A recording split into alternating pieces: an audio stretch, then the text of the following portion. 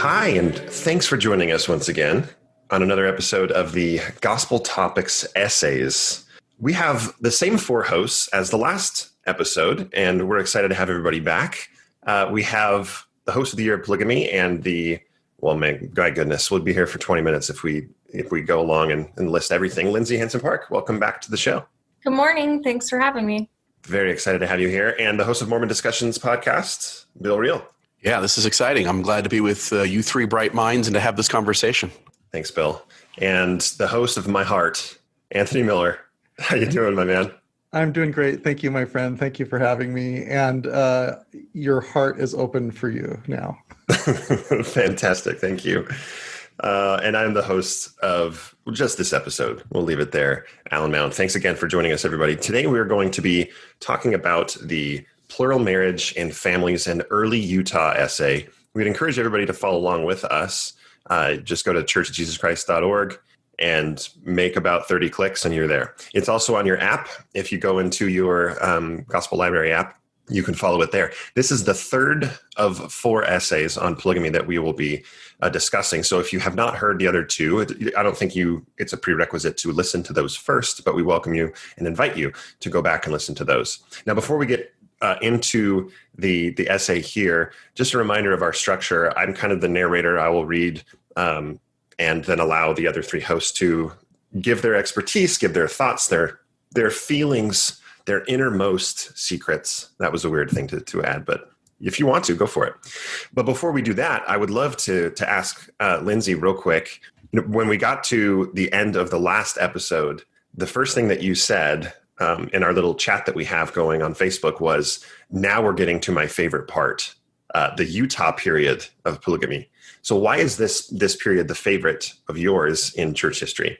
So when I started the Year of Polygamy podcast, I had already researched the Nauvoo period when I had started of polygamy. So I sort of already knew that it's probably the most talked about. Everyone wants to talk about Joseph Smith's polygamy, which makes sense because for many of our generations, it was kind of covered up. So it makes sense that we would want to talk about that. But literally you can hear my head exploding as we get into the frontier period and the Utah period, because I'm studying along with the audience and it's shocking. It was unbelievable. The stories are wild. So Nauvoo has some great stories, but really I think the most interesting, incredible, heartbreaking, tragic, amazing stories are in this Utah period. And as we're going to talk about, we're getting into the Mormon Reformation, which a lot of people don't talk about. And I think it's one of the most interesting and violent, crazy periods of Mormon history.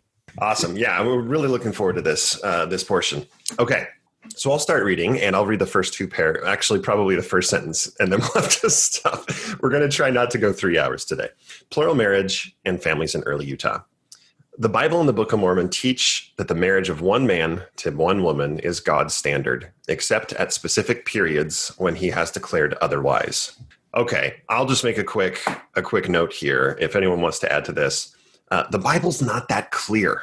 And the Book of Mormon really isn't either, but the Bible specifically is not very clear. That last sentence where it says, except at specific periods when he has declared otherwise, there is not an instance in the Bible that declares that a polygamy should be practiced. In fact, if you follow the footnote in this footnote number 1, the examples that are given in the Bible are of Rachel, Leah, like it's from Star Wars. Rachel, Leah, anyway, it doesn't matter. Rachel, Leah, and Jacob, and then Abraham, Hagar, and Sarah. Those examples, if you read the stories, they actually were a problem. The Hagar story, Sarah gets jealous and throws her out. The Rachel and Leah's story, Jacob has to serve for 7 years to be gifted one of the daughters, and then the dad tricks him and gives Leah instead of Rachel, and then he serves another 7 years. It really turns women into possessions. So not only is it pretty unspecific about God declaring that polygamy is the standard at certain times, the examples that are in the footnotes are actually not that great of examples of a romantic relationship. That's all that I wanted to say there. You can go read those scriptures in the footnotes. All right. So what's your take? I'm interested in what the others think. when a traditionally believing Latter-day Saint reads that sentence, I think when I would have read that sentence before questioning, I would have just taken it for granted and like, oh, sure, that's what it is. Is that your experience, or do people do they think outside of their confirmation bias when they read that and think, oh yeah, I remember in the Book of Mormon and Jacob where God is condemning plural marriage, but what about the Bible? I don't know. What do you think? What do traditionally believing members, how do they react when they read that sentence? I was the same way with you, Anthony. The way that I had engaged scriptures up until that point was sort of piecemeal together. So, my experience and my, I guess, theological training or upbringing was always use this scripture for this topic. So we were always kind of picking and choosing. We were never quite reading it linearly, even if our Sunday school lessons were following the scriptures in order, we would just take out certain scriptures. And so when I heard this, because I was so trained at just believing whatever the institution said, I had no reason to question that that's what was in the scriptures. And so I just assumed, well, yeah, I've heard about all of these women that you guys mentioned, like Hagar, and so that must be what they're talking about.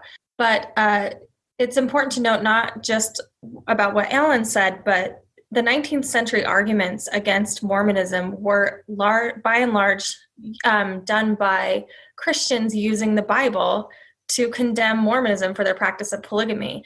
And we often forget that, and it's still that way, actually. The majority of groups that are trying to rescue people out of polygamy now are evangelicals, and they do it on the biblical basis that polygamy is condemned of God. But if you're a Mormon, we don't really know the Bible very well. I mean, I don't know if that's your guys' experience, but our focus is on the Book of Mormon. And so there's a ton of stuff in the Bible that most people don't know about. And we just kind of trust that someone says it's in there. Well, I haven't read it, so it must be in there. And I don't want to get kind of stuck here early on where we go into a long conversation, but I think you're kind of pointing to this, Lindsay, which is the idea that when I was an active believing Latter-day Saint, I was essentially clueless to the selective process of which scriptures we chose for our lessons, which ones we left out, which pieces we tended to focus, which places we didn't. And I literally thought we were covering all the ground. And it's only when I began to question the church and to go back into the scriptures and realize just how many concepts, ideas, teachings, scriptures, chapters we completely leave out. And then looking at the reasons why maybe we do that, it was mind-blowing to me. Take section 132, for instance, and what little bit we cover and how much we stay away from, how much encouragement there is in the lesson to not talk about it, to not go there. And yet as an active Latter-day Saint in the room, you think you're just covering all of the scriptures over the course of a 4-year period. And the reality is you're only covering a very little portion, and it's the portion they want you to cover. Yeah, so when you follow the footnote, it takes you to Jacob, but it very selectively only picks 3 verses, including 2 that are together and 1 that's separated out. But what precedes the footnote is verse 24 in Jacob 2 that says, "Behold, David and Solomon truly had many wives and concubines, which thing was abominable before me, saith the Lord." Which is in direct contradiction of what is in D&C 132. So anyway, I wondered what you thought about traditionally believing members, and would they even go and read all of Jacob 2? Right. We would invite those listening to go do so. Okay, I'm going to read the next paragraph here. In accordance with the revelation of Joseph Smith, the practice of plural marriage, the marriage of one man to 2 or more women, was instituted among members of the Church of Jesus Christ of Latter-day Saints in the early 1840s. Therefore, for more than half a century, plural marriage was practiced by some Latter-day Saints. Only the church president held the keys, authorizing the performance of new plural marriages. In 1890, the Lord-inspired church president Wilford Woodruff to issue a statement that led to the end of the practice of plural marriage in the church. In this statement, known as the Manifesto, President Woodruff declared his intention to abide by U.S. law forbidding plural marriage and to use his influence to convince members of the church to do likewise. All right, let's unpack this. Anthony, can you read the quote from Wilford Woodruff's address, because I think that there is a very familiar quote that the listeners may recognize. Yes. So the manifesto came out, and in the October 1890 General Conference, everybody was thrilled, right? Everybody was like, let's go. This is great. I love you. Let's do it. Yeah, no. No? Oh, okay. All the narratives before that time was that the new and everlasting covenant was synonymous with living the principle of plural marriage. So in any event, there's one excerpt in particular that I think is important to read. And so this is from that October 1890 General Conference, and it's President Wilford Woodruff regarding the manifesto. And he says, quote, "The Lord will never permit me or any other man who stands as president of the church, this church, to lead you astray. It is not in the program. It is not in the mind of God. If I were to attempt that, the Lord would remove me out of my place. And so he will any other man who attempts to lead the children of men astray from the oracles of God and from their duty," unquote. Pretty strong, right?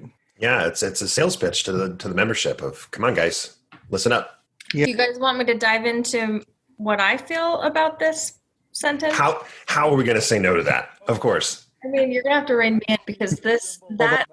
Loud. Anthony, were you done first? I don't want to interrupt you. Sorry, I was just envisioning the symbol of a mushroom cloud going off in your mind as we were reading this paragraph. So I mean, there is so much history packed into that tiny, tiny little sentence because it's probably one of the messiest parts of church hierarchy that has ever been encountered. It literally broke the quorum because we're talking about a doctrine that people believed was essential. Like you said, plural marriage was the core part of Mormon identity. Even if people weren't polygamous, Brigham Young asked people to be polygamous in their heart. And it is very clear, regardless of what the contradictory teachings were of the time, that members believed that it was the highest law. They still call it the higher law. The new and everlasting covenant was known as plural marriage for the first half of the church. So when Woodruff announces this manifesto, really no one paid attention to it first of all, because it was a political act. Everyone in the church knew that. They had been on the Mormon Underground. So in the 1870s and 1880s, it's called the Mormon Underground, where John Taylor, who was church president, was literally in hiding. He was running from house to house. A lot of the houses in Salt Lake City, the old pioneer homes, have secret passages built in where these guys could hide from the feds. It became sort of a game. And as Juanita Brooks says, it's kind of looked on with magic because it was like, oh, those scamps running from the government, hiding. People took with pride the pictures of their grandfathers in the striped pajamas, in the prison suits for being arrested for being polygamous. And so when Woodruff finally inherits the presidency, he has this challenge, but it's very, very painful. And so they have this phrase in the essay where they say the Lord inspired President Wilford Woodruff to issue the statement. That's very careful wording because before the manifesto was seen as a revelation. And now the evidence backs up that it did not fit any pattern of revelation. Could it be inspired? Yes, but I would say the federal government inspired it more than anything. They were going to confiscate the church's property. The church was in terrible debt. They were threatening to take away the temples. They had disenfranchised Mormons. I mean, up in Idaho, they wouldn't let Mormons vote because of polygamy. They said, you're not a U.S. citizen. And there are stories of whole stakes and wards being excommunicated so they could go vote and then being rebaptized. And Utah wanted statehood. And it, of course, gets it a few years after this first manifesto. But when the manifesto was issued, people ignored it. They're like, oh, this is what we're doing. And what people don't realize is this is one of 3 manifestos the church had to issue. And even Wilford Woodruff, who issues it in 1890 to end the practice of plural marriage, he gets married to a plural wife 6 years later. And people don't know that. And he wasn't the only one. His apostles were doing sealings all over the place up until 1925. That we have a lot of evidence, including your ancestors' pioneer journals, where marriages were being performed by apostles. So I can stop there, but we can get more into that in a second. Oh, I love all the information. It's great. Oh, thank you, Bill. Yeah, one little thing, which is, and I don't know if this is the right place for it, but I think somewhere we have to mention this 1886 revelation by John Taylor, and it's ignored completely in the church. This paragraph is trying to say, look, in 1890, Woodruff declares that we're going to end this, and we're going to walk away from it. We need to set the tone that for two reasons. One is that, and to Lindsay's area of focus with this period.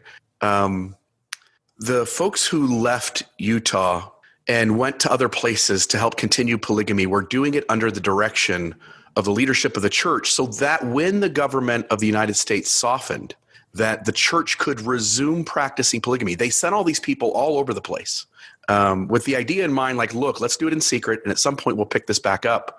And in 1886, John Taylor, president of the church, claims in a document that even the apologist over at Fair Mormon agree looks like it's in the handwriting of John Taylor and looks legitimate, that John Taylor's claiming that Jesus Christ himself comes to visit and to say, look, you guys, this is the new and everlasting covenant. This thing is eternal. We're not stopping this no matter what. And I would suggest for everybody listening to this podcast, go to Google, type in 1886 John Taylor. You can look at the actual image of the document itself, and you can read transcriptions of it because it is, I think, in cursive, or at least the handwriting is a little difficult in places to read. But when you read that and you understand the context of this history, you recognize the church had no intention of ending it. And when they sent all these people all over the place to continue the practice in secret, you need to know that setup, because later on we're going to come back to how the church has condemned these folks. And really, they were only doing what they were told to do and trying to follow God. And there's so much history wrapped up in all of this essay, in each of these essays, to be honest, that you really have to go study for at least weeks and maybe even years to even begin to understand all the context behind the scenes, to understand how the church is manipulating, if I can be honest, manipulating the language in these essays so as to favor their story, when the reality is the evidence favors a completely different interpretation. Can I say one thing about the 86 revelation? Okay, so Bill is right. There is the 1886 revelation. There were actually 8 revelations that John Taylor had. They're called the 8 hidden revelations. Mormon fundamentalists still adhere to them today. And if you know the context, like Bill says, they were pretty prophetic in the sense that John Taylor sometimes is praying for days. Sometimes he's in the room. He's visited by heavenly angels. He claims to be visited by God and Jesus Christ and Joseph Smith. And they have this 8-hour meeting. They call it the 8-hour meeting, where all of these apostles and heavenly visitors come and basically tell John Taylor, plural marriage can never leave the earth. This is what the 1886 revelation says. It can never leave the earth. In fact, this carries on into fundamentalist tradition today and gets, Warren Jeffs' group into trouble right now, currently, which is that not a year can pass by without a child being born in polygamy or the earth will be destroyed. In fact, the Kingston fundamentalist group have a folk doctrine. This is kind of sad, but if you look at a shooting star, they'll say, oh, look, that's an earth. That's one of God's planets that didn't, protect the order, that didn't uphold God's holy law. And now they're being destroyed. And so this, oh my goodness, this doctrine is kind of paperwork for authority that it should never leave the earth. And John Taylor was, beloved. He was with Joseph Smith when Joseph Smith was killed. He was in the room. And so he had all of this lore. Woodruff did not have that. In fact, there's a fundamentalist conspiracy that when Woodruff decided to do the manifesto, he was sort of the dummy prophet, meaning he had the authority to keep the temporal affairs of the church alive. He had the keys to run the business affairs of the church and, the missionary program and convert people. And then the other keys, the sealing keys and keys of higher law, were given to other men so that they could carry on those higher laws. And once, the LDS people sort of did the boring mainstream entry-level Mormonism, that fundamentalists could take it from there to the higher law. So this all comes out of the 8-hour meetings, the hidden revelations, and you should definitely look those up because they're a decade, not a decade, they're about 4 years before this happens.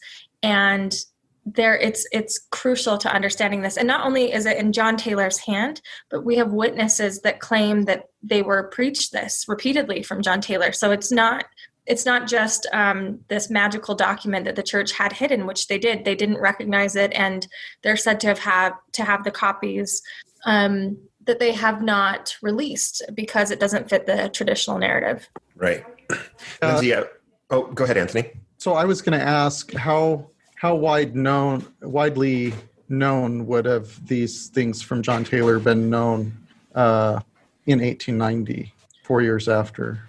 So John Taylor definitely preached things from the Revelation, but what was happening because John Taylor was on the underground, he was hidden at this point, his messages were communicated through other apostles and things like that. So they would reprint things he was saying, but there's controversy now with Mormon apologists who dismiss the fundamentalist narrative because there's claims that in the 8-hour meeting, all these heavenly visitors separated the keys and gave keys of plural marriage to some of John Taylor's friends. The Wooleys, John Woolley and Lawrence C. Woolley, are some of the founding fathers of Mormon fundamentalism, and they claim they got the keys.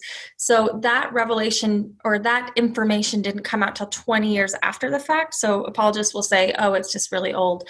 I think Lawrence C. Woolley was proven to have dishonest narratives about other things, so his credibility is a little hard to deal with. But these revelations just were in line with the teachings that John Taylor was giving at the time. Everybody knew that. I mean, they were literally running and hiding from the government all over, not just John Taylor, but all of these men that were polygamists. So they all believed it was worth their lives, their livelihood, and their autonomy to practice. And it should be noted, Anthony, that while I think we can debate what the general membership maybe knew, we do know from John W. Taylor, the son of John Taylor, during his disciplinary council, which we have the transcript of, which is pretty amazing. It's actually a fascinating read for those who are listening right now to go chase that down. We do know that when he pulls out the 1886 revelation kind of as a trump card in his disciplinary council, there are apostles in the room who know about it, are aware of it. And so they're aware of kind of what's going on in this context of these revelations that John Taylor, the president of the church, is having. But there are also new apostles in the room, David O. McKay being one of them, for instance, who seems to be clueless to what was going on. So I think it is complicated. I think the older apostles were very familiar with these revelations, and I think the new ones who had just been called were much less aware. So I'd add one thing here at this point for the listener to recognize when you're reading along this essay, they're talking about the what would lead to the end of newly performed plural sealing ordinances. They're not talking about the end of plural marriage because the existing plural marriage relationships continued on for the lifetimes of all of the participants. And I think that at least when I was a very Orthodox believing member, my understanding of the manifesto was that they stopped living in plural marriage, and later learned that that is absolutely not the case, that they continued living in plural marriage, just at some point they stopped performing new ordinances of plural marriage. My understanding is that Heber J. Grant was the last living president of the church who had practiced plural marriage. Lindsay, I got a question scratching in my brain, and I know at this pace we're going 6 hours long. Well, we're going to speed it up, I promise everybody. But this is all fascinating information. You mentioned that it took the church 3 different manifestos. What are you referring to with that the third manifesto? We know the 1890, 1904. What is the third one that is being referenced? There was another one in the 1920s that was a little bit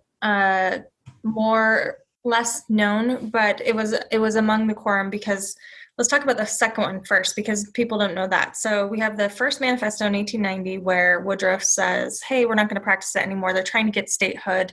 The Reed-Smoot hearings happen where they bring in the senator from Utah and grill him over and over about polygamy. I would encourage everyone to read those transcripts. Actually, there's some pretty interesting things that these church leaders say under oath about polygamy. But then because nobody ignored it, I mean, there are stories of people, especially like in southern Utah, where they get word and they're like, oh, did you hear about that? That's so crazy. Woodruff's telling people that we're not practicing it again. Ha, ha, ha.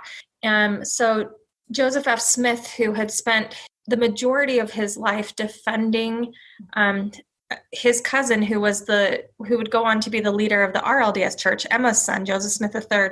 Joseph Smith III really wanted to prove his mother's narrative true, that Joseph Smith wasn't a polygamist. So he came out to Utah a few times, and we did an episode on this for Year of Polygamy called like Dueling Cousins or whatever. But Joseph Fielding Smith spent the majority of his life trying to prove that his dad Hiram and his uncle Joseph Smith were polygamous. In fact, the affidavits that we get from the wives of Joseph Smith come from Joseph Fielding Smith. And so it's interesting, or not Fielding, Joseph F. Smith. So when Joseph F. Smith now gets the presidency, he issues the Second Manifesto, and you have to understand what kind of conflict that must have caused in him, because he had been such a crusader for this. But this was because everyone recognized that the church was not adhering to the manifesto, and government trust in the Mormons was waning. And they had all, Joseph F. Smith and all these other guys had lived through the Utah War. They had seen what it was like when the government sent troops. They knew what this meant. And so it becomes a real problem in the quorum. And what happens is there's a couple apostles who continue to practice. They're upset that their fellow brethren are caving. They were there in the room when John Taylor witnessed things. They were there, friends of Brigham Young, they heard this stuff, and they're polygamists themselves. So they've sacrificed their entire lives living this doctrine. There was no way they were going to back down. So 1904, that's issued. It's not paid attention to. There's all this conflict in the quorum, and eventually leads to the resignment and excommunication of several important apostles and general authorities, and they sort of go on to live fundamentalism. Now, I say the 1920s because Mike Quinn is working on a book that is tracking post-manifesto plural marriages up until 1925. And so what that means is we have really good evidence that there were LDS Church apostle-sanctioned marriages up until 1925, meaning LDS apostles knew about it, and Joseph F. Smith was one. There are some cases that I talk about on the podcast where he would one of his apostles would perform the marriage of the plural marriage of someone, and the other apostles would try to excommunicate the people who were doing it. They were really, really in conflict. So the third manifesto comes because it's like, okay, you guys, we have to move away from this. And that's when you get, for the first time, they start putting, for the very first time ever, non-polygamists in the quorum. So J. Reuben Clark is one of the guys that really is going full throttle on rooting out polygamy. And he's actually responsible, I think, in a lot of ways for changing the terms, or at least starting the change of the terms. So when you talk about D&C 132, modern apologists today will say, well, that's not about polygamy at all. And they're kind of right in the sense that after the 1920s, the church spent a lot of time, effort, and money trying to repurpose Mormon doctrine and theology, and sometimes hide it, to turn a polygamous doctrine into a monogamous one, if that makes sense. Yeah, that does. That's really good context. I just learned about that 1920s manifesto, so thank you for that. I'm going to have to go. You're giving me things to read and research, which I begrudgingly accept. Okay, let's read the next few paragraphs here. After the manifesto, monogamy was advocated in the church, both over the pulpit and through the press. It doesn't say what was happening behind the scenes, like what Lindsay just explained to us. On an exceptional basis, some new plural marriages were performed between 1890 and 1904, especially in Mexico and Canada, outside the jurisdiction of U.S. law. A small number of plural marriages were performed within the United States during those years. In 1904, the church strictly prohibited new plural marriages. Today, any person who practices plural marriage cannot become or remain a member of the church. This essay primarily addresses plural marriages as practiced by the Latter-day Saints between 1847 and 1890, following their exodus to the U.S. West and before the manifesto. Anything new here that we haven't already discussed? Outside the jurisdiction of U.S. law is one statement that stands out to me. Anyone want to tackle that one? I just want to say that the third manifesto was 1930s. I think I said 1920s. So just okay. Thank you, Lindsay. Yeah. Am I talking too much? Do you guys want No, please. Okay, so this is another interesting thing that the church is talking about. So the Mormon corridor was considered Mormon territory when the Saints leave Nauvoo. It's all the way up to Canada and to Mexico. And so polygamy was not being performed in Utah once they got statehood. Actually, Utah suffrage and the entire vote for white women in the United States is tied to polygamy. People don't know that. The government wanted Mormons to abandon it so bad that they believed if they gave the vote to Mormon women, they would vote against polygamy. And when they realized that that wasn't going to happen, they sort of took the vote away. And the white women in Wyoming got the vote after that. But one thing I do want to say that a lot of people don't know is we were talking about this on my wall the other day. Some of the main founders of the fundamentalist movement were apostles, 2 apostles from the church. Matthias Cowley was one of them. And these guys had the keys, right? They also had their second anointing. And the early leaders of the church, of the fundamentalist movement, were men that had their second anointing in the church. And we can go into what that means. But basically, it is true that the LDS church does excommunicate polygamists if they're found practicing polygamy today.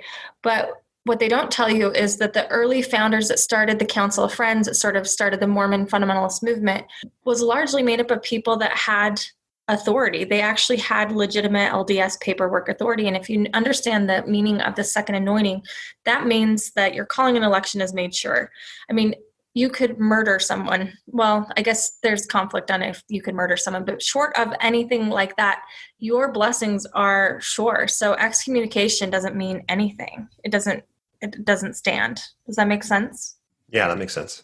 Yeah, so I want to read the 1904 statement just because, it'll make sense.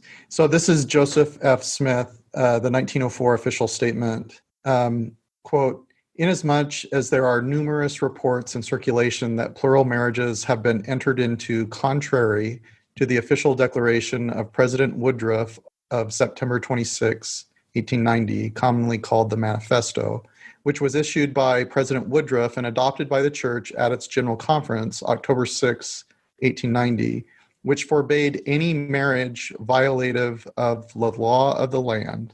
I, Joseph F. Smith, President of the Church of Jesus Christ of Latter-day Saints, hereby affirm and declare that no such marriages have been solemnized with the sanction, consent, or knowledge of the Church of Jesus Christ of Latter-day Saints, and I hereby announce that all such marriages are prohibited, and if any officer or member of the church shall assume to solemnize or enter into any such marriage, he will be deemed in transgression against the church and will be liable to be dealt with according to the rules and regulations thereof, and excommunicated therefrom. Joseph F. Smith, 1904.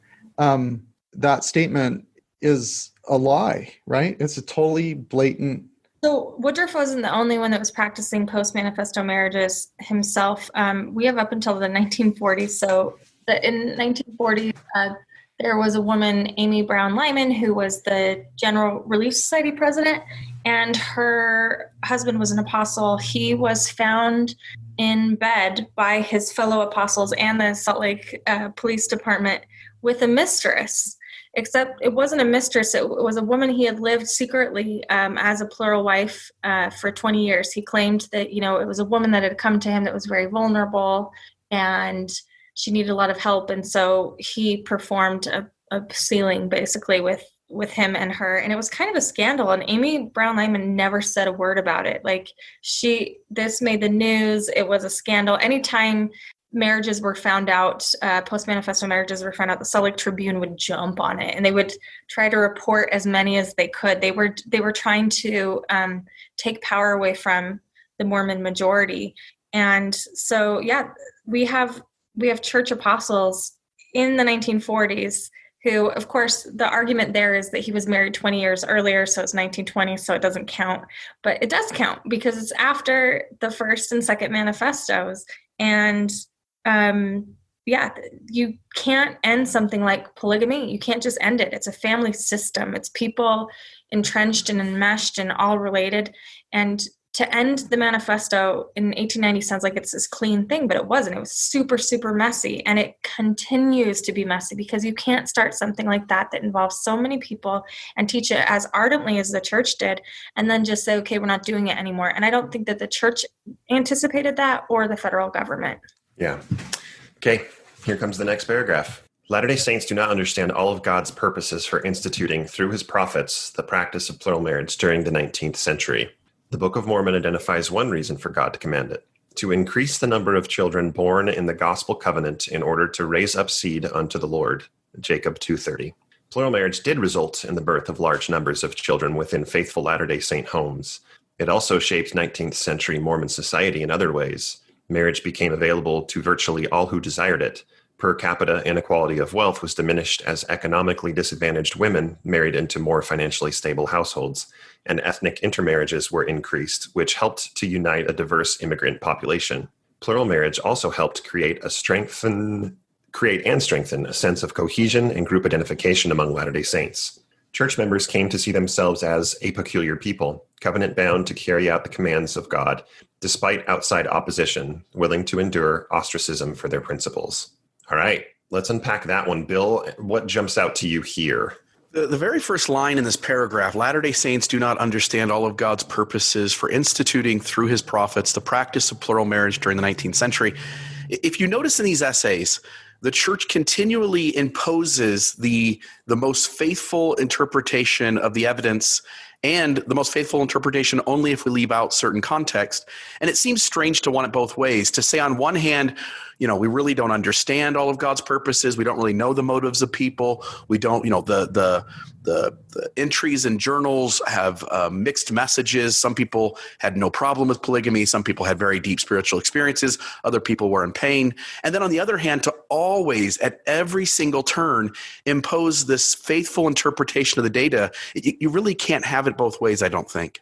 Right. And what you just mentioned, it identifies one reason for God to command it: to increase the number of children born into the gospel covenant. We talked on the last episode how the average number of children born per woman, and I hate speaking about it statistically like this, but per woman was lower than the monogamous marriages. Yeah, monogamous marriages produce more children. By a considerable amount, exactly. And, DNC 132 gives a lot of other reasons, gives a number of reasons why plural marriage should be practiced. And if you go through them, including this one, it just didn't ever meet that criteria. If it was to increase the number of children born, where are Joseph's children? There, up to this date, there are none that are known of, unless there's some research that shows otherwise that I'm not aware of. But I think that would be a pretty big news. So yeah, it's interesting. I think that Lindsay, I'd love to hear your thoughts on this, because I remember listening to you speak about this. But marriage became available to virtually all who desired it. One of the problems with polygamy is mathematics. What about the lost boys? What about the boys and the men who, if you have 50-50 population, men to women, it isn't available to everybody. What about those men that lose out to the more powerful men taking many wives? So I think when Joseph Smith instituted polygamy, or however we want to say how that came to be, I don't think that he had thought this through. I don't think anyone thought this through, how this was going to work. And we see arguments develop, especially in the 20th century, trying to justify the practice, saying, I don't know if you guys grew up with this, but I grew up with, there are more righteous women in heaven than there are men. Men are so base. And there's this great, I think it's a dialogue article about the economics of heaven, where they had these social scientists run the numbers about polygamy and gender and things in the afterlife. And basically, by population numbers alone, throughout human history, there's a slightly higher amount of men. And they were saying with Mormon doctrine, there's so many, babies born that have died before the age of 8. And if you factor just that in alone, so you take out the righteous number, so, women are more righteous than men. You have all these spirits that were born and then died before the age of 8. There's still a surplus of men in the celestial kingdom, right? So they ran these numbers. It's pretty great. It's a great article, and I can send that to you to link if you want. But yeah, there was a surplus of men, and I think Joseph Smith probably intended it, or at least practiced it in his lifetime, as only for church hierarchy. And the majority of Mormonism that practiced it in Brigham Young's time period was seen as favors, right? Righteous men were given wives.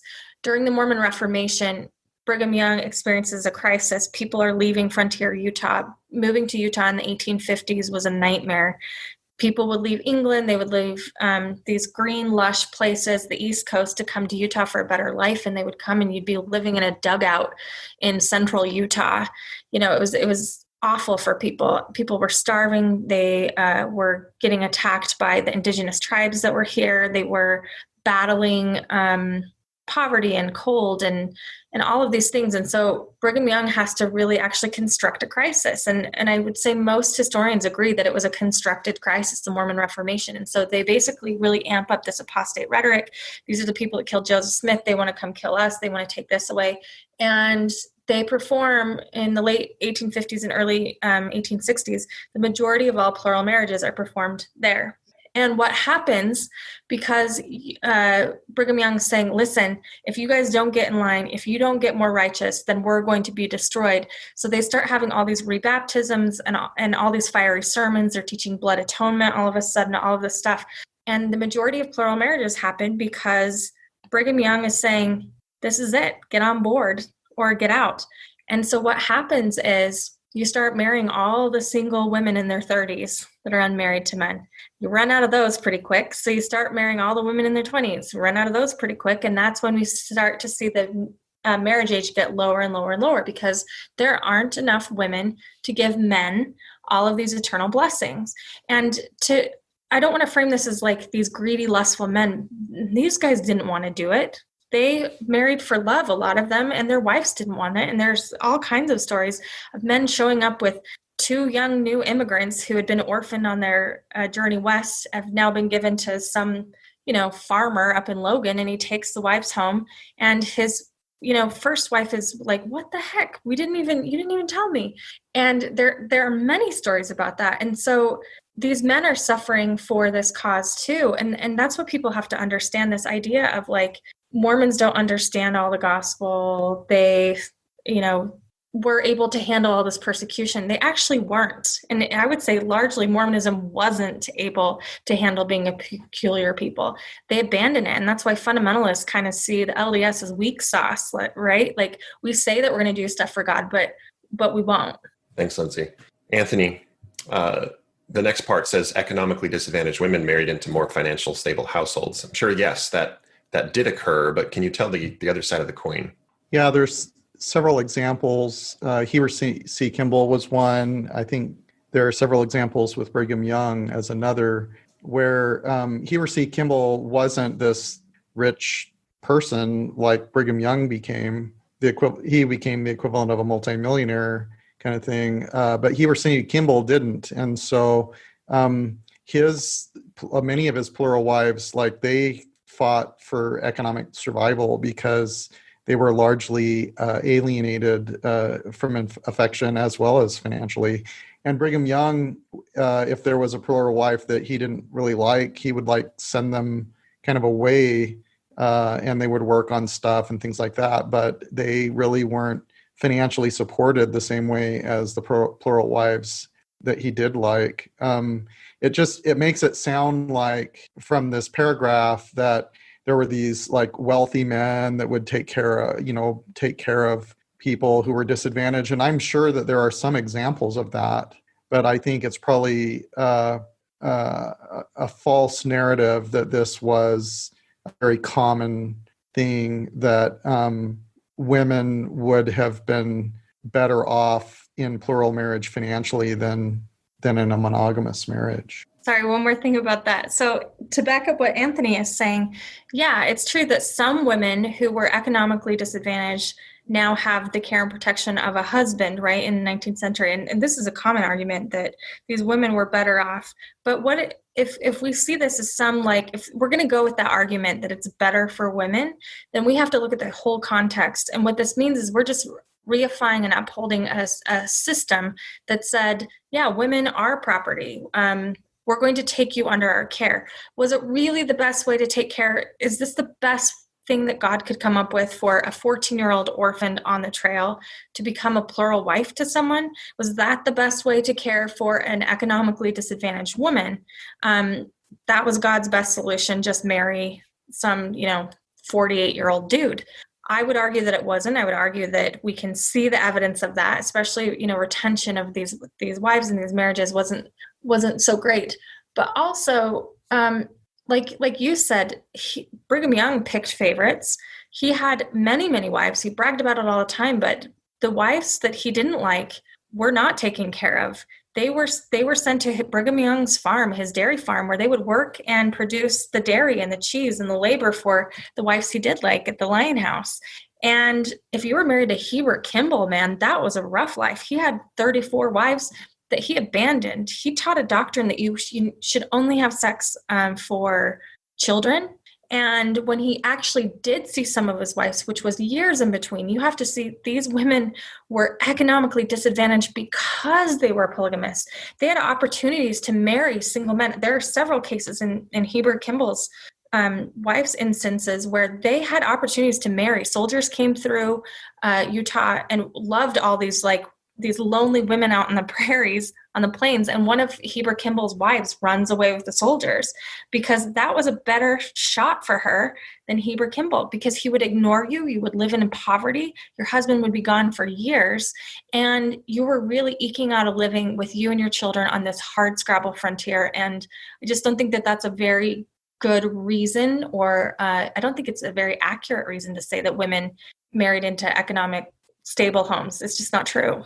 Yeah, we have the journal of an ancestor of mine who talks about her marriage with John D. Lee and ends up abandoning him, obviously years before his execution for the Mountain Meadows massacre. But she goes and lives with her parents because she's like, I'm not going to survive. She's not going to physically. Last name was Groves. I think her mom's Sybil Groves, and I would have to go and check it. But yeah, they converted in. They were like the first Welsh family to convert and then come over, and they came through Nauvoo and everything. And one of John D. Lee's wives left him because he whipped her. I don't know that that's a better way to live. Right. Absolutely. Bill, the last sentence of this paragraph here, plural marriage also helped create and strengthen a sense of cohesion and group identification among Latter-day Saints. What are your thoughts on that? I think that's the most true statement in this entire essay. When you do something strange and as a religion you say that God commanded it, when you look at any religion out there, specifically high demand fundamentalist religions, when they hold ground on a strange practice, look at Jehovah's Witnesses when they talked about Jesus coming back in the late 1800s or early 1900s. It binds the group together. And I think the one thing that polygamy did do that people on all sides are going to agree is that it created a insulated, isolated group of people who felt like the world was out to get them, and hence they banded together and saw themselves as the people of God. Thanks, Bill. Yeah, and this next paragraph, as I go into it, kind of reinforces that idea through sacrifice and how that brings people together. So it reads, for these early Latter-day Saints, plural marriage was a religious principle that required personal sacrifice. Accounts left by men and women who practice plural marriage attest to the challenges and difficulties they experienced, such as financial difficulty, interpersonal strife, and some wives longing for the sustained companionship of their husbands. But accounts also record the love and joy many found within their families. They believed it was a commandment of God at that time, and that obedience would bring great blessings to them and their posterity, both on earth and in the life to come. While there was much love, tenderness, and affection within many plural marriages, the practice was generally based more on religious belief than on romantic love. Church leaders taught that participants in plural marriage should seek to develop a generous spirit of unselfishness and the pure love of Christ for everyone involved. We don't have to force a comment, but any comments before I read the next part? Okay, I'll keep going. During the years that plural marriage was publicly taught, all Latter-day Saints were expected to accept the principle as a revelation from God. Not all, however, were expected to live it. Indeed, this system of marriage could not have been universal due to the ratio of men to women. Church leaders viewed plural marriage as a command to the church generally, while recognizing that individuals who did not enter the practice could still stand approval of God. Women were free to choose their spouses, whether to enter into a polygamous or monogamous union, or whether to marry at all. Some men entered plural marriage because they were asked to do so by church leaders, while others initiated the process themselves. All were required to obtain the approval of church leaders before entering a plural marriage. I think there's probably going to be a few comments on that. Who wants it? I'm not calling on anyone. Unmute and let's ride. So I will say that this is where we sort of get into the history that we're talking about, right? So they're trying to acknowledge the historical fact that people continued to live it, that it was difficult to live, that it was a sacrifice, and that the math didn't work out for everyone to live it. So kind of, I mean, you could look at it as contradicting the first part of the essay. I do think that, actually, that's all I'll say about that. Sounds good. Anthony? Yeah, I mean, it says not all were expected to live it. Like, what does that really mean? Lindsay alluded to in a prior episode discussion where young LDS men are expected to go on a mission, or young LDS adults are expected to get married in the temple. Wasn't the understanding that people were kind of expected to live it on that level? I'm just not quite sure what they're trying to express here, that not all were expected to live it, because it was taught as a requirement, particularly during the Reformation period. I think you guys both are pointing to something here, which is, it feels like what the essay is trying to do is say, some people entered polygamy, some people didn't, and there was no shame or guilt on those who didn't. And there's no shame or guilt on those who didn't. And they had an opportunity to go to heaven too. And the reality is, I think when you look at the actual teachings around this period, both from Brigham Young onward until it is completely gone, there are a multitude of quotes that seem to impose shame on those who take less wives or one wife, and somehow the greater folks. I mean, there's the one comment, I think is it Heber C. Kimball, Lindsay, or Wilford Woodruff, where he talks about how frail those monogamous men are and how vibrant and youthful and just, these strong, young, even though they're older men, they just keep this young appearance by practicing polygamy. And then they point back to those who are practicing monogamy and go, look, they look frail, they age faster. We're just doing better here doing this polygamous thing. I think that when you look at the rhetoric, there's a lot of shame put on those who are not polygamist. Yeah, it was Heber Kimball, and he wasn't the only one. I mean, look up Heber J. Grant's father. Jedediah Grant was responsible for the Mormon Reformation. He has a lot of sermons about it. I would look up his sermons, Brigham Young's sermons. Look up Brigham Young's sermon in Paris, Idaho. Just look it up, read it. Here he tells people, if you don't take a second wife and polygamy, you're going to lose your first. Yeah, and Brigham Young used those kinds of words to kind of humiliate Thomas Marsh when Thomas Marsh came back to the church, saying that Thomas Marsh looked old and frail and so forth because he wasn't practicing these things. Okay, I'm going to move on unless there's anything else in this one. Well, I mean, at the end it says all were required to obtain the approval of church leaders before entering plural marriage. Like, again, I kind of question what that means around the time of the Reformation, where they ran out of girls, they ran out of immigrant women, they got down to sealing 12 and 13-year-old girls, and that offended people so much that eventually Brigham Young prohibited sealings of 12 and 13-year-old girls to grown men. The essay seems to make it like, what does the approval even mean? Did Brigham Young really, for a period, approve 30 and 40-year-old men taking 12 and 13-year-old girls as plural wives? It's messy. Also, Brigham Young made a business of these sealings, just so we're clear. Brigham Young could do your sealing and you were expected to give him money. In fact, he required it. There was a fee for the marriage. He cleaned up really nice during the Mormon Reformation on this kind of stuff. But then there are also accounts of people who, because they saw it such a great honor to have, the prophet, who was the only guy that can really, in Brigham Young's time, of course, this changes throughout the history of who gets to perform these sealings. But when Brigham Young was performing them and making money, people would donate their stuff to him, like as a token of appreciation. Here's this, inherited gold coin. Here's $50 extra. Like, it was a big deal. All right, I'm going to read the next paragraph or two. The passage of time shaped the experience of life within plural marriage. Virtually all of those practicing it in the earliest years had to overcome their own prejudice against plural marriage and adjust to life in polygamous families. The task of pioneering a semi-arid land during the middle decades of the 19th century added to the challenges of families who were learning to practice the principle of plural marriage. Where the family lived, whether in Salt Lake City with its multiple social and cultural opportunities, or the rural hinterlands, where such opportunities were fewer in number, made a difference in how plural marriage was experienced. It is therefore difficult to accurately generalize about the experience of all plural marriages. Still, some patterns are discernible, and they correct some myths.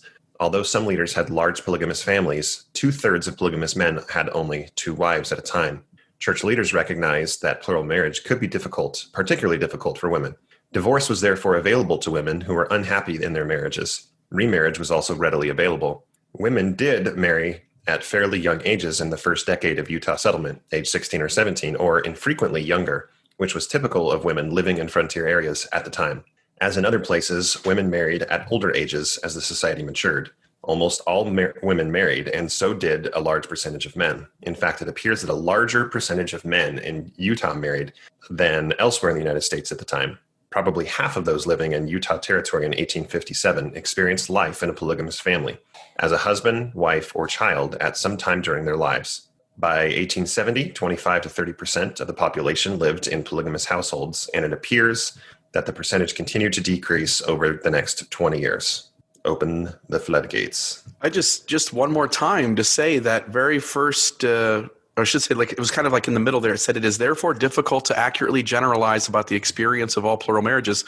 That's true, but it's, again, convenient that whenever it's convenient for the church in these essays, it says like, oh, it's difficult to figure these things out.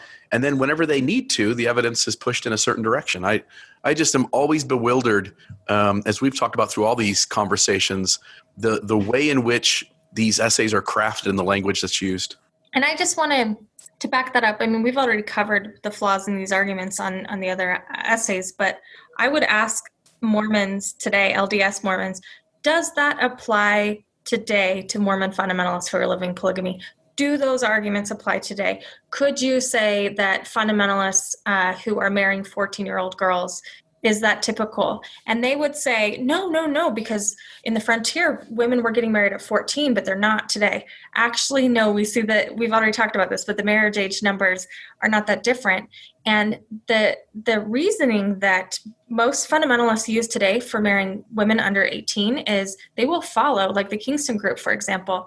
They were on the opposite side of a marriage age bill that I have been trying to work with in Utah, because they will say all of our girls are legally married, because they will, if the age of consent in Utah is 15 or 14 or 16, whatever state, they'll go to that state and have these young girls married and say it's on the up and up.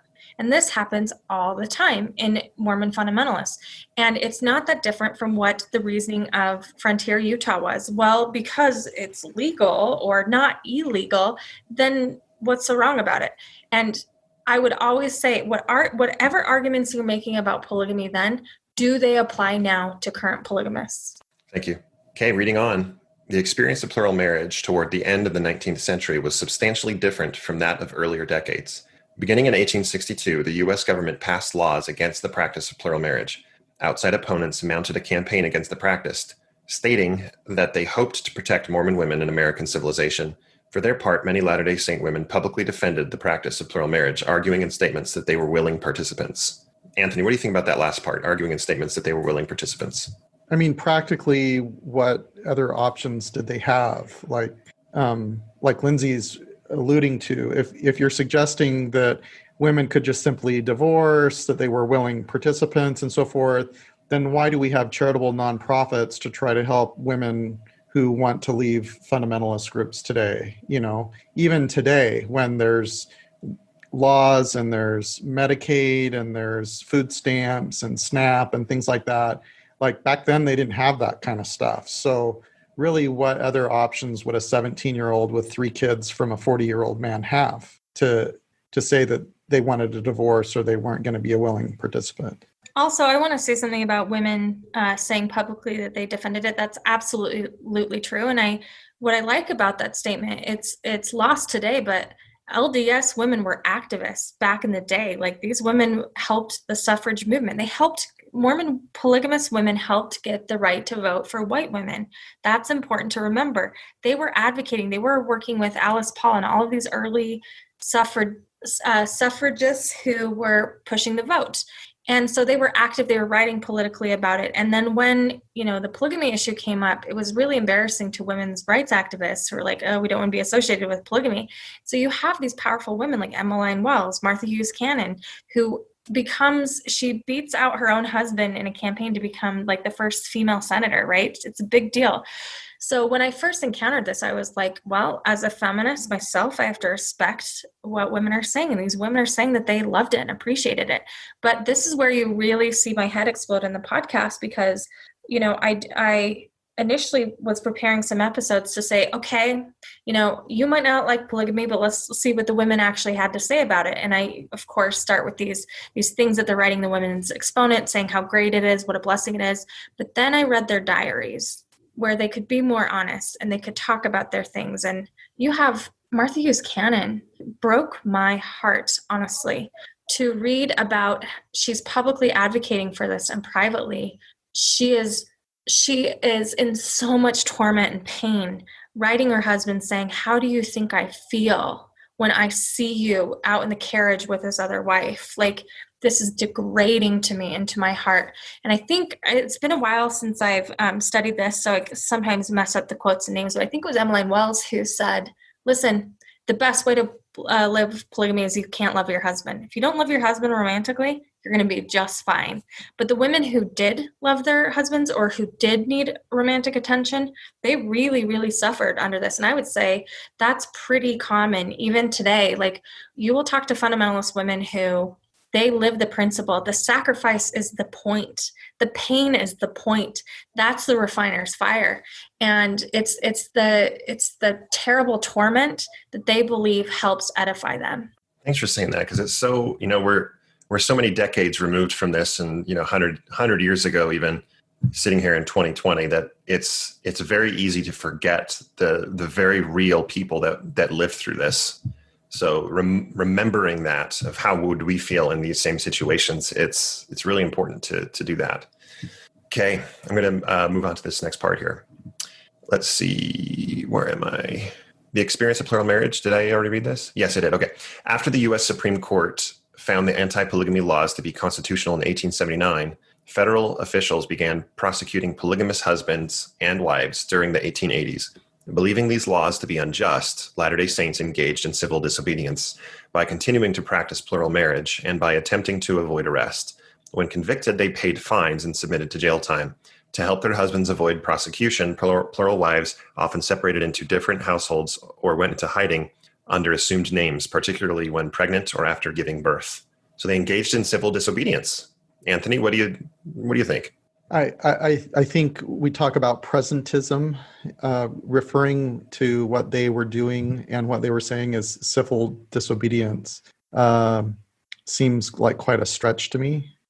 Yeah, it feels very apologetic when you look at the articles of faith that say to obey the laws of the land, and then here we go. Well, this is just civil disobedience because these laws were unjust. Well, I would say from the very outset, Mormons, well, not from the very outset, but at least in the Missouri period, Mormons felt very comfortable breaking the law in the name of God. And we need to remember that, because the attitudes today towards modern polygamists really bother me, because the biggest persecutors of Mormon fundamentalists and polygamists aren't the outside government. It's the LDS people. Ask most fundamentalists will tell you that the worst discrimination they feel that they've experienced are from fellow Mormons.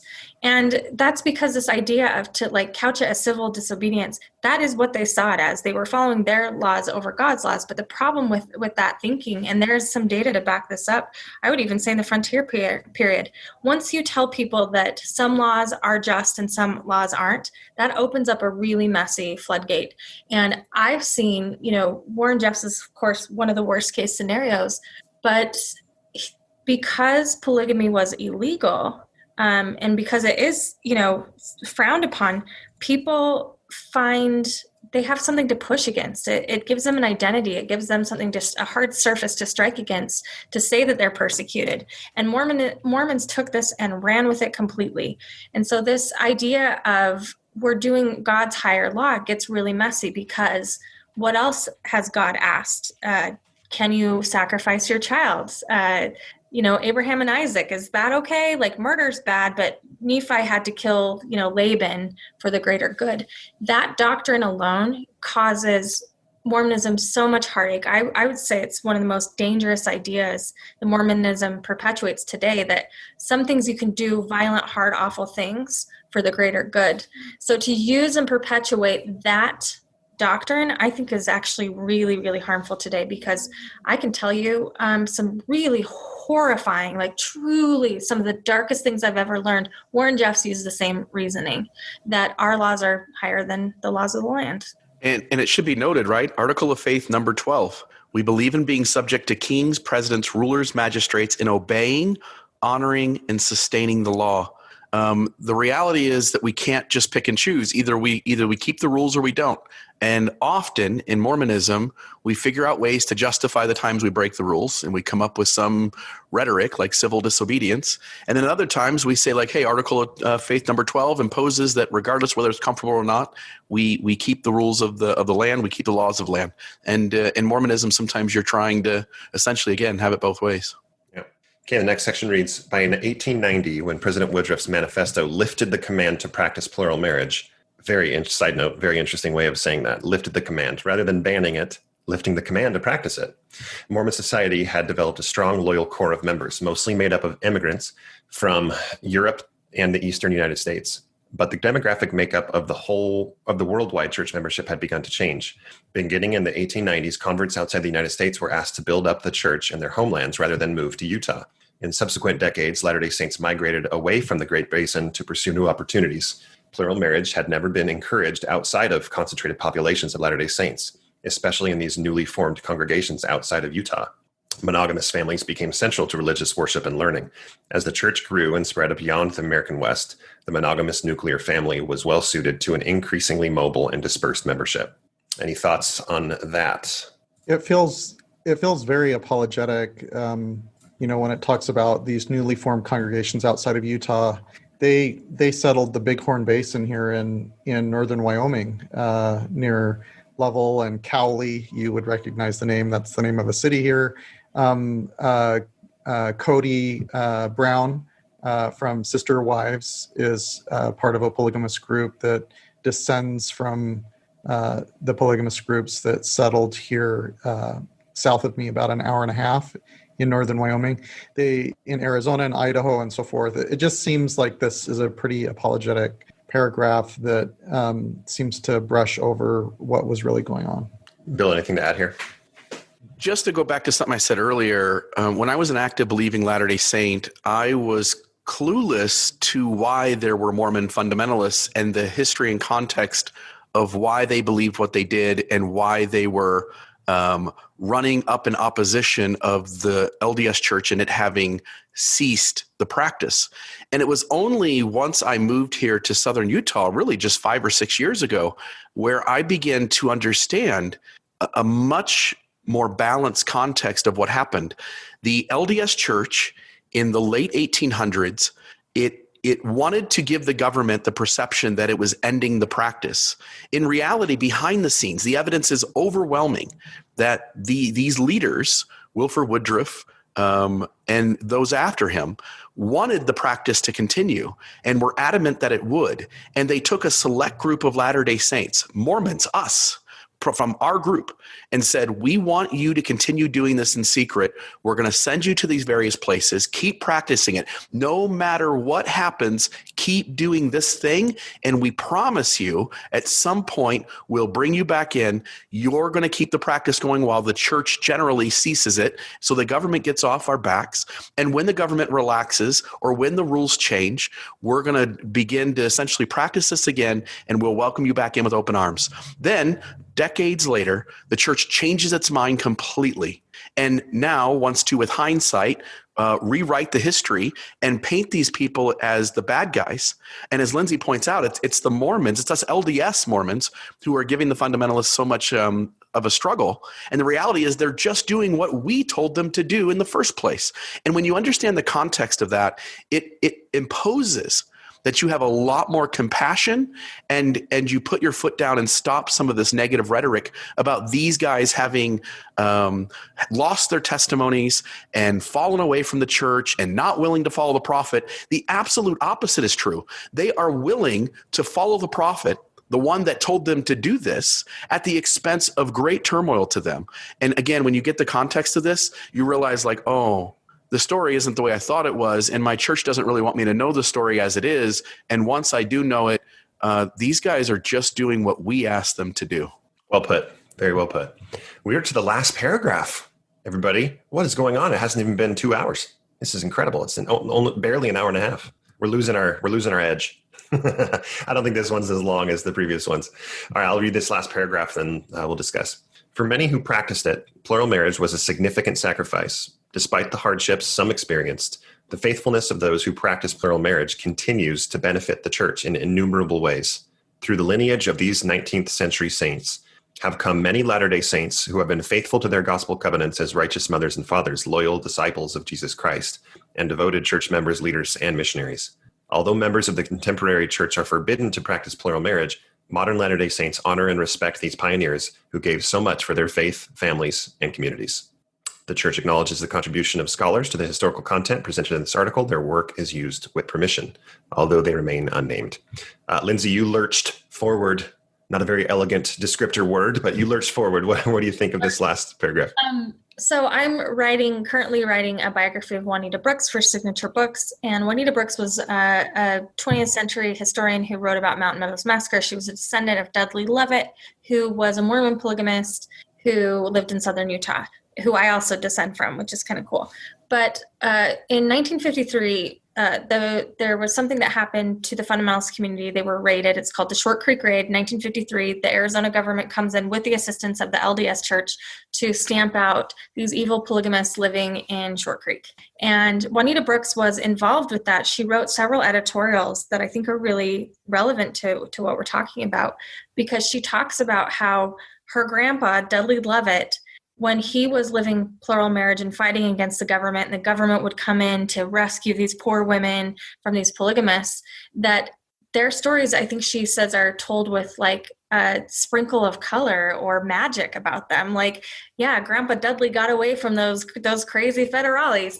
And yet in 1953, all of a sudden the narrative has changed. And it's like, those guys are the bad guys. Those guys are the polygamists. They should submit to the law. And Juanita was really frustrated with that. She said, because my grandfather won, because he wasn't caught by the government, our stories have this sort of fun story about them. And I would say that is how we look back at our ancestors. So that paragraph is true. We look back at our ancestors with like, oh, those fun polygamists, weren't those crazy times? Grandpa had so many wives, ha, ha, ha, ha, ha. Do those arguments, does that affection, do those stories still apply to people that live it today? Because I can tell you, I've spent so much time in these communities, not just the FLDS, but like I would say happy, healthy, functioning polygamous communities. And I'm telling you, after reading so many pioneer journals, they're not that different. The experiences are not that different. The same amounts of abuse and the way that abuse is perpetuated existed back then. They just didn't know how to talk about it as it exists now. The same heartache, the same triumphs, the same cooperation, all of it. It's very, very similar. And so do those arguments that we give to our ancestors, can you apply those to Mormon polygamists now? And I would say LDS people are so uncomfortable doing that. And like Juanita Brooks, that frustrates me too. Thanks. Bill or Anthony, any thoughts on this last paragraph before we go to final thoughts overall? So we've referred to this in prior episodes in terms of the lineage of leadership that our descendants, even today, from plural marriages. But one individual who was not born out of plural marriage was David O. McKay. And there's interesting history there. I recommend the David O. McKay biography by Gregory Prince. But David O. McKay's parents refused to practice plural marriage. And there were some, at least social, cultural, or possibly leadership consequences for that. But they chose not to live plural marriage. And David O. McKay was the first president of the church that was not born of plural marriage. And it's believed that David O. McKay was able to lead the church into an international presence and really into the 20th century because he wasn't a polygamist and he wasn't born of polygamous parents. I guess the only thing I would add on top of that is, again, just to say the same thing. This last paragraph wants to honor those who practice this. For many who practiced it, plural marriage was a significant sacrifice, despite the hardships. And then it goes on. It finishes, although members of the contemporary church are forbidden to practice plural marriage, modern Latter-day Saints honor and respect these pioneers who gave so much for their faith, families, and community.